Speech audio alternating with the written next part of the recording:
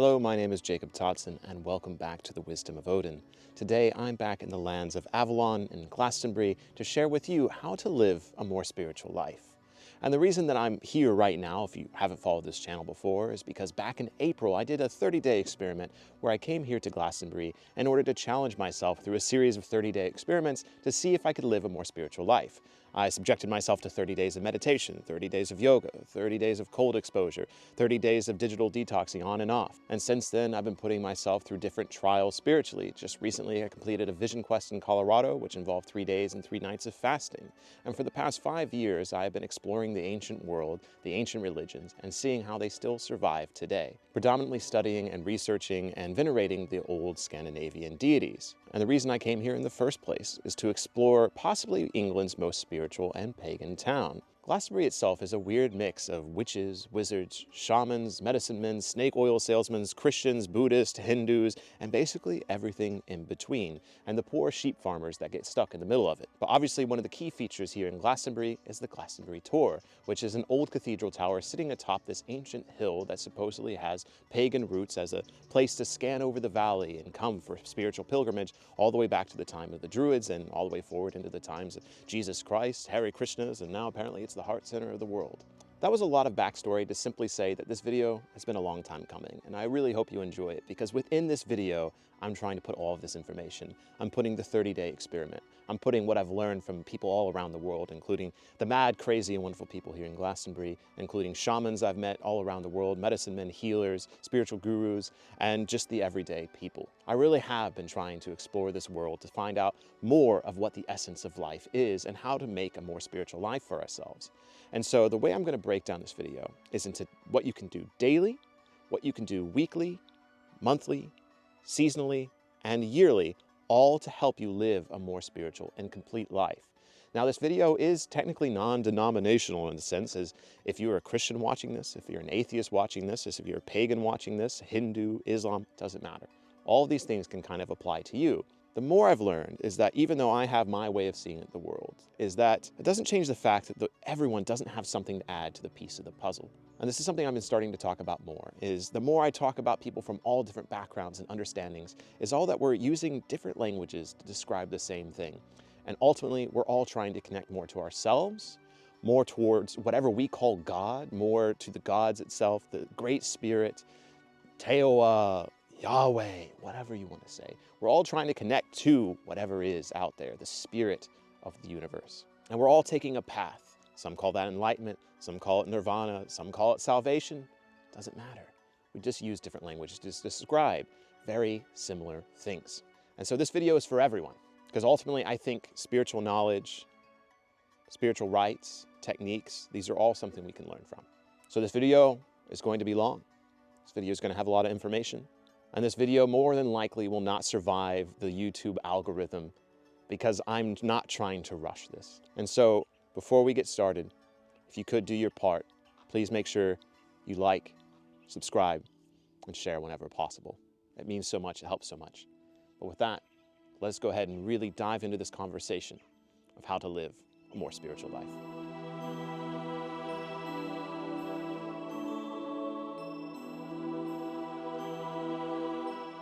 Part 1, what can you do every single day to connect more with your inner spirituality?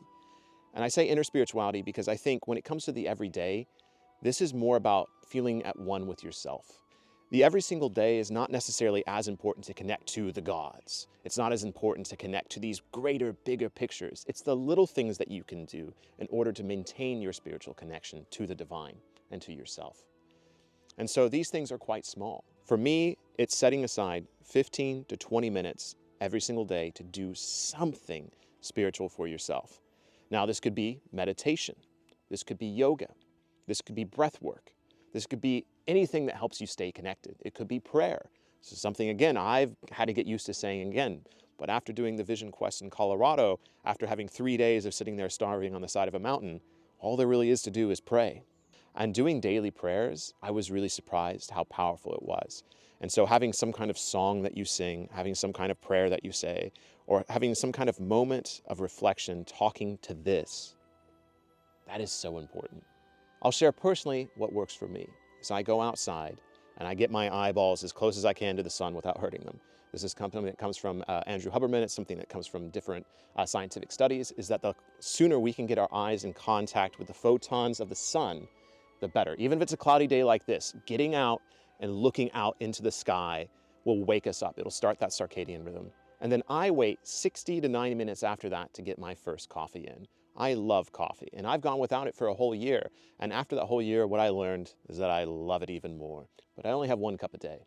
And so I've made it into a ritual, is I do my morning sun exposure, as little as it can be here in England, and then about an hour later, I have my first and only cup of coffee for the day.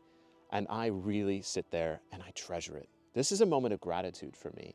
It's not just gratitude for the coffee, the warmth, the taste. It's a gratitude for the things in my life. A lot of times I'll just sit there and smile. I'll look back on memories I have, friends I have, and I just reflect on gratitude. And while this might not be a traditional meditation, it's a meditation for me on reflecting on gratitude. The next thing I do is cold exposure. Now, this doesn't have to be an ice bath. You don't have to do the full Wim Hof. For me, all I do is take my normal shower, I turn it to cold the very last few minutes, and I sit there and I breathe. Cold exposure therapy is so good for the body. I have lots of problems over the years with inflammation. And if I don't keep it in check, it kind of comes back, whether it's through my gut, through my pelvic floor. Inflammation is something that affects so many different people all around the world. In fact, you're quite lucky not to have some form of problem with inflammation. And so much inflammation, so much chronic disease can be treated with cold exposure. And again, it doesn't have to be that ice bath. It can be that cold shower, 60 seconds to 5 minutes, whatever you can do. I'm up to about 2 to 3 minutes, and I've learned to actually really enjoy it because my blood feels like it's flowing so much better afterwards. And then if I have time, every single day, I have that moment of prayer. Whether it's outside here in nature, whether it's inside in an altar space, or just before I go to bed. I don't typically do the kneel thing. If that works for you, that works for you. But for me, I just like to take even just 60 seconds. And whatever I want to connect with, whether it's my ancestors, the spirits of the land, or the gods, I just say a little prayer. Even it's something I rehearse, like I have a few different things, such as Osali Hediga, which is a way of saying we're grateful, or Gali Hediga, which is I'm grateful, or my more full prayer in Old Norse, which is Heldagar, Heldagar Senir, Helnot och Nit, Helle Ausinir. I think it's really powerful to memorize prayers in different languages. So if you're trying to connect to Scandinavian gods or ancestors, learn something in Old Norse. If you're trying to connect to God, not something I'm very apt in, but learning Hebrew or Latin or Greek. These are all things that can have little prayers to connect you throughout the daily life. Something else that has become really important for me is encapsulating your sleep and protecting it. This is so important. And this is not just a spiritual thing. This is a mental health thing. This is a physical, emotional health thing.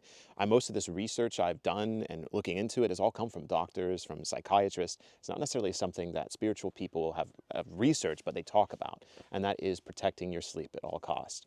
Because if you're not getting consistent and deep sleep, every part of yourself will be affected. Your mental, physical, emotional, and spiritual health will all be impacted by lack of good sleep. And so 6 to 8 hours seems to be the magic number, but consistency is the key. If you're going to get 6 hours, always get 6 hours. If you're going to get 7 hours, always get 7 hours. Now, this is going to be a hard one because it's hard for me. And what I mean by encapsulate and protect your good sleep, this means getting off all screens an hour before bed. This is a hard one. I was guilty of this just last night, and I woke up late today. I was on my screen looking at YouTube before I went to sleep. And I think this is one of the hardest things for so many people is we rely on technology to help us fall asleep, whether it's a TV show on the television as we go to bed, whether it's music, or whether it's social media. Oh man, don't do that. Or video games, getting those things to vaporize your eyeballs right before you go to bed. And yes, phones have the blue light. Yes, they have the yellow light. All these things to help. But ultimately, the best way to protect your sleep is 1 hour at least before bedtime. Get off those screens. Switch to reading a book. Even something like a Kindle is better than scrolling through social media. And so something I always try to do, if I can, is read a book before I go to bed, or do some kind of hobby, or clean around the house, or that 15 to 20 minutes of spiritual time, do it before you go to bed. And even though it does feel really nice to fall asleep to the sound of Always Sunny in Philadelphia, yes, that is my vice. It does lull me to a great sleep, but I know it's ultimately affecting my deep sleep. And then hour after you wake up, this is also difficult because so many of us, we wake up because our alarm is now these bad boys. And so you wake up and you pull that up to your eyeballs and vaporize your eyeballs first thing in the morning and you plug right in.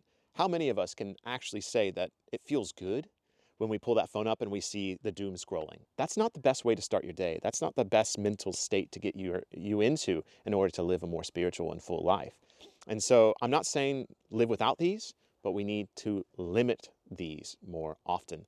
And so having that hour after you wake up, hit that alarm, or don't use this, get a traditional alarm clock, have this like chuck this, I'm going to chuck this, chuck that, hide that away, and then find it an hour later. And this is the key right here. People hearing me say have 15 to 20 minutes daily for some kind of spiritual practice.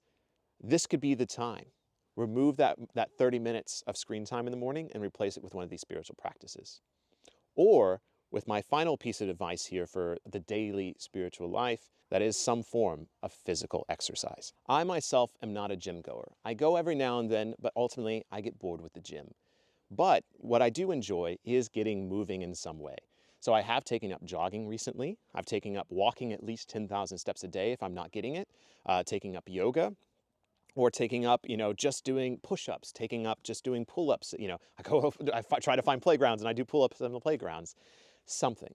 And so as long as you have that guiding point of something every single day, you don't have to be a power lifter, you don't have to run a marathon, but just get moving in some way. Helping your physical self, it really does help your spiritual self. And I know some people want to deny that, and I've been a denier of that, but I've also been the one that's been getting a lot of comments recently about my weight loss. I have lost around 50 pounds in the last 2 years. That's not been by going to the gym every day. I'm not a power lifter. It's not taken that.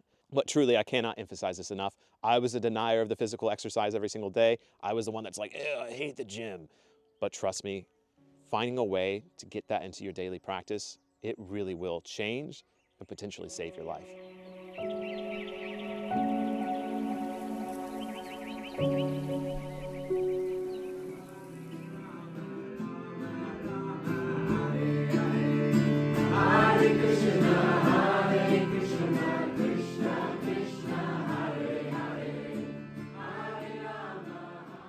And when it comes to the weekly, I think this is where you can get connected to the spirits, whether that's the spirits of the land, spirits of the ancestors, or the spirit within your body.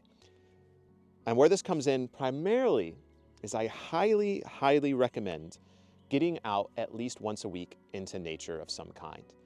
I'm from America originally. I know some places in America really are just cornfields, but I also know that in those cornfields are pockets of beauty in nature, whether it's creeks, streams, rivers, whether it's small little patches of trees, something.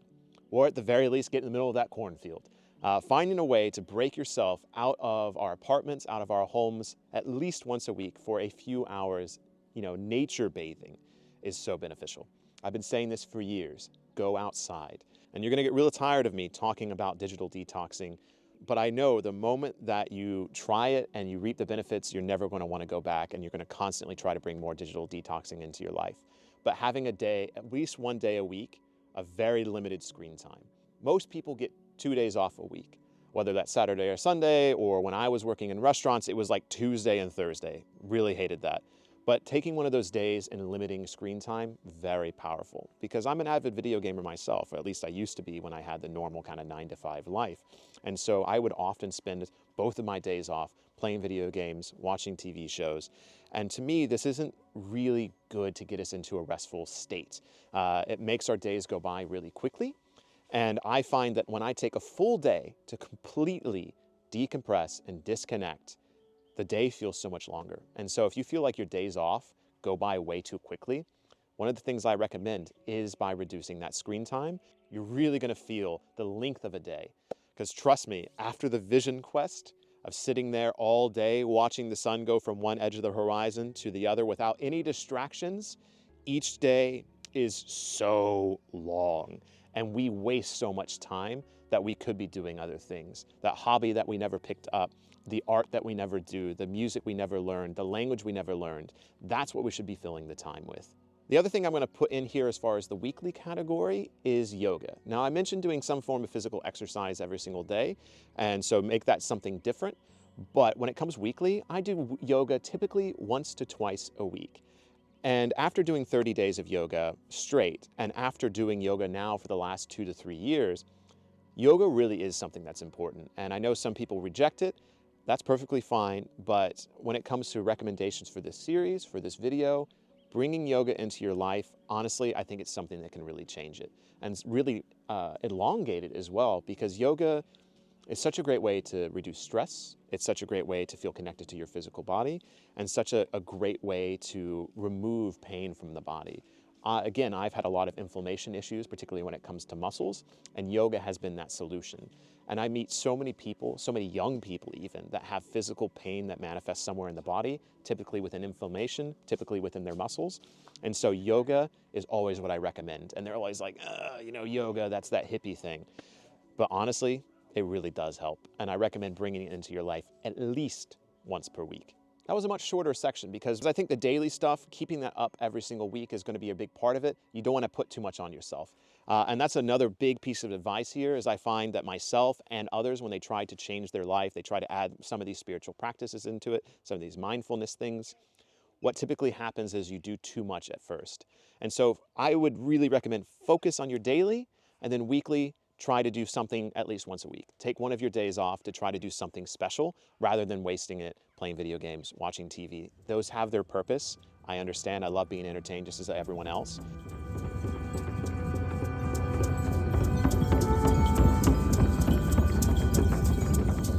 All right, we're reaching monthly time, which means it's time to get a little bit more spiritual here. Because growing up in the Baptist church, church was every Sunday, Bible school every Wednesday. And to me, this is too much. One of my favorite lines in the Havamal, the Old Norse prayer poem, basically, and pieces of advice for people wanting to live a more spiritual life, a more full life, really. I mean, the Havamal is great. Is in there, it says not to pray too often, not to give offerings too often to the gods. Is that doing that too often will actually negate the effects. And so for me, yes, daily prayers, meditations, that can be really beneficial. But when it comes to actually connecting to the divine, the spiritual powers, I think that's something that you don't necessarily need to do on a heavy level every single day or even every single week. I think once a month should be the goal, to have more of a intense ceremony, ritual, prayer, going to church, whatever works for you. I think once a month of actual spiritual work should be the aim. Now, this is coming from someone in the lands of Glastonbury right now, where everyone's on a spiritual journey for the most part. And one of my critiques of Glastonbury is that people don't actually ever heal because they're so in it all the time. Doing intensive meditations, drum ceremonies, plant medicine experiences, all of this. People here will do plant medicine experiences every week. They'll do intense, energy releasing stuff every day. They'll weep every single day at the roots of the trees and all this. And it's too much. I think in my experience and my observation of the spiritual world, once a month is the goal. And that is the best amount of time to be doing something really intensely spiritual. And so I think following the lunar cycle, something our Celtic ancestors did, something the Norse ancestors did, something so many different cultures around the world have done, is following the lunar cycle. Doing something on the full moon or the new moon, I think is so good. It's something I want to get better at for myself next year. I really am going to try to follow the lunar calendar, as every full moon planning some kind of ritual or ceremony or something that takes 2 to 3 hours. Yes, do those daily prayers, but when it comes to actual deep spiritual work, once a month, a couple hours, I think that should be the goal. And this is coming from someone that's been doing a lot of deep spiritual work this last few years, doing things such as sweat lodges, doing plant medicines. And I've done a lot in really quick succession, and I find that you don't have enough integration and processing time if you're doing things too quickly. And it's something I talk about a lot with my friends here in Glastonbury, is to slow down. Even though you're getting invited to that weird spiritual class every day, every week, really try to choose something once a month to really dive deep, because otherwise you're just not going to actually have the time to integrate what you learn. My other recommendation for what to do monthly is a 24-hour fast. So this is something that, going into the Vision Quest, which is 3 days of fasting, that's something that's really intense. But doing 24-hour fasts is perfectly doable. And I tell you, it's such a great gratitude reset. We live in such a time of abundance, at least most people watching this video, even though we might be poor right now because of the way the world is. Most of us still have a roof over our head. Most of us still have food in our bellies. Most of us have easy access to water. Most of us have daily showers. Like, we have so many things that we should be grateful for, and yet we don't reflect on that gratitude. We don't reflect on that privilege, especially when thinking about the ancestors and looking what the ancestors had to go through. We don't have to go hunt our food, most of us. Most of us don't have to pick our food out of the ground, even though many of us are trying to return to that. We go to the grocery store and we pick up the food that's already ready, got to cook it, boom, done. And so I think having one day a month where you give up food from, you could do it from 8 p.m. one night to 8 p.m. the next night. That works perfectly fine. You're going to suffer a little bit, but that's perfectly okay. A little bit of suffering can go a long way when it comes to things such as fasting. I did a 48-hour fast and trial up to the Vision Quest, and 48 hours is really powerful, but that's a little bit more of a recovery time. When it comes to 24 hours of fasting from food, and you can still drink water, so no food, no caffeine, no alcohol, and just have the water, I think you're going to have such a gratitude reset, and it's only once a month. And suffering intentionally once a month without food, you would not believe what that can do for you. I should also definitely say here, if you're someone that does have a lot of medical issues, check with your doctor to make sure 24 hours of fasting is something that works for you. But 24 hours of fasting is also a great weight loss. I mean, you are giving up food for one day, but also around that, like encapsulating a fasting experience, you should be doing lighter food leading up to that 24-hour fast. So you shouldn't have a huge steak dinner. All right before. You should do something light, like a soup, or just like a little bit of rice, maybe a little bit of veggies, not something like super heavy and a lighter meal. And then when you break that fast, it should also be something light. And this is something that many different religions and cultures do. This is not something new. It's not something unique to one culture. Many cultures do 24 hours of fasting. Now, my last piece of advice here, especially again when talking about not doing too much on the weekly, doing something once a month for the spirituality. Do something once a month that you've never done before. This might be difficult depending on where you live, but go to any cafe, go to any community board, and you'll find those flyers, like weird random classes. Try to do one once a month. When I lived here in Glastonbury for 30 days back in April, I challenged myself to say yes to everything I was invited to, which led me to some very interesting things, including shamanic trance dancing, which was blindfolding myself and dancing for an hour and a half to have a vision. And it was really cool, and I would have never said yes to that if I didn't put myself through that challenge. Now, I'll precursor this by saying this is not a sponsorship by any means. This is an app I've actually used. It's one called Meetup. And so this is an example of how technology can bring us together. The app Meetup, surprisingly good. When I went to spend 3 months with my family over the summer, I didn't really know the city they were in. And so I used this app to actually connect with a local group and meet some new friends. I did this thing where I met and I did a hike with like 8 new people I didn't know before. And I made peanut butter and jelly sandwiches with them for the homeless. And so I got to do something good, and I got to hike with people I've never met before. And yes, it was outside of even my comfort zone. I meet new people for a living, and I'm still uncomfortable around new situations like that. And yes, I kind of had to go beyond what I'm comfortable with, but I was able to have a really nice experience, able to meet new people, and do something kind at the same time. And so doing something like this once a month, I think could really benefit you and expand your social circle, could really benefit you, get you outside that comfort zone, and you might learn something new.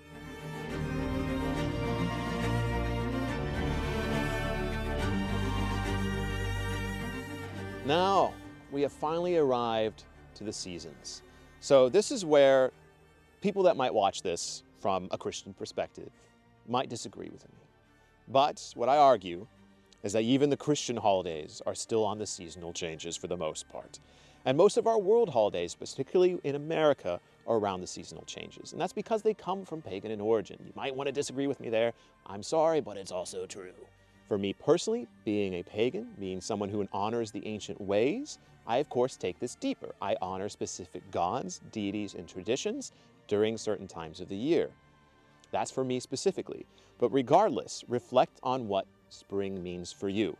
During the springtime, do things that align with spring. Plant a garden, get more physically active, spend more time outside, decorate your house a specific way, wear brighter colors. Start new things. And the beauty of this is I have people comment from like South America or Australia saying, what do I do for the seasonal changes if they're opposite? Just go with the flow. If your spring is our autumn, then reverse it. Do the spring stuff in the spring, whatever works for you in the area of the world you're in. And I just think this is such a beautiful way to live. In the springtime, do things that start new things, start new traditions, start new ideas, start this program, start what works for you. The summertime, do the work. Really dive into what you want to do. Spend all day doing things, use all of your externalized energy in the summertime to get things done. And in the autumn, slow down. Do things that make you happy. Do things for abundance. Spend time with your friends. Spend time with your family and celebrate what you've accomplished in the summer. Summer is the time of energy. Get stuff done. Autumn, celebrate what you've done. Slow down a little bit. Internalize a little bit more. And then winter, slow all the way down. This is when you can spend your time inside watching Netflix, cozying up with a good book, but also doing things like crafts. And still follow your daily practices as much as you can, but really try to adapt yourself seasonally. Go with the flow of nature because, again, no matter what you believe, nature is at the core of a lot of our spiritual understanding. And so going with the flow of nature is such a powerful way to make sure things get done. Nature has your back, and going with the flow of nature rather than trying to fight it is going to absolutely change your life as it's changed mine. And then if you are someone like me that honors the seasonal changes as a religious thing, it's even better. For example, I am a board member of the Fellowship of Northern Traditions. We put on pagan events all around America. We put them around in England and the Netherlands as well. And we have seasonal events. We have something in the summer to celebrate midsummer. We celebrate the summer gods. We do something in the autumn to celebrate the dead and the gods of the dead. In the winter, the gods of magic, the gods of cold and family. And then in the springtime, it all comes back alive, the gods of warmth, of love, of singing, of dancing, of fertility. We follow that cycle and we base our events around those things. And what I have found doing this now for the last 5 or 6 years with a community of people, it really changes things so much. Again, I wasn't a person for church every Sunday, but getting together with my friends, my families, my spiritual brothers and sisters, and celebrating the seasonal changes, the things that represent that to us, every 3 to 4 months, absolutely beautiful. And I know I've talked to so many people within the Fellowship of Northern Traditions. It's something we all love to do because I think it gets us to reflect on what has happened during the season, what has happened during summer, and what we're going to be doing in the autumn.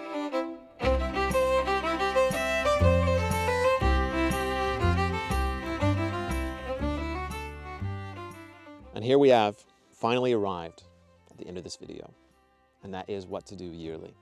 Once per year, I highly recommend doing things that are really big on your spiritual or personal development path. And this can be things such as retreats are really great for this. I've done quite a few retreats this last couple of years. I did ayahuasca at the start of January. That was a crazy way to start the year. And obviously that's a long-term goal. I know people that do ayahuasca several times a year. That's ultimately up to you, but my recommendation is once per year, limit this your time for your plant medicines, your serious psychedelics. If things such as mushrooms are things that you use part of your healing journey, ayahuasca, wachuma, it doesn't matter. Once per year is more than enough to have that kind of spiritual growth that you need, and also is the best time to do these kind of retreats. But it doesn't have to be plant medicine. It can be things such as shaman classes. It can be things such as drum making classes. It could be, I'm sorry, I can't speak to other religions very well, but this could be doing a pilgrimage somewhere. If you want to go to India, if you want to go to Tibet, taking some form of spiritual pilgrimage, coming to a place like Glastonbury, setting that as a yearly goal can make it so much more special and so much more impactful to your own spiritual growth. So yes, the world does have this concept of the yearly vacation. At least that's what the 9-to-5 lifestyle preaches to us. And I don't think that's horribly wrong, but I think sometimes it's wasted just by going to a beach for a week. I think it can be much more impactful to go do some kind of retreat that's going to really deeply heal you, change you, and profoundly move you forward into closer becoming yourself, giving you closer connection to the divine, and ultimately leading to a more spiritual life. We've been talking so long that I feel weird saying goodbye, so I think I'm just going to end this video. Thank you so very much. I hope this helps you. This is why I've made it, to share what I've learned with you in order to help you live a more spiritual life.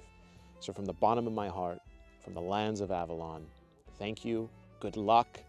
I wish you all the best in journeying in this world, no matter your belief. And until the next time, until the next video, my name is Jacob Toddson, and this has been the Wisdom of Odin.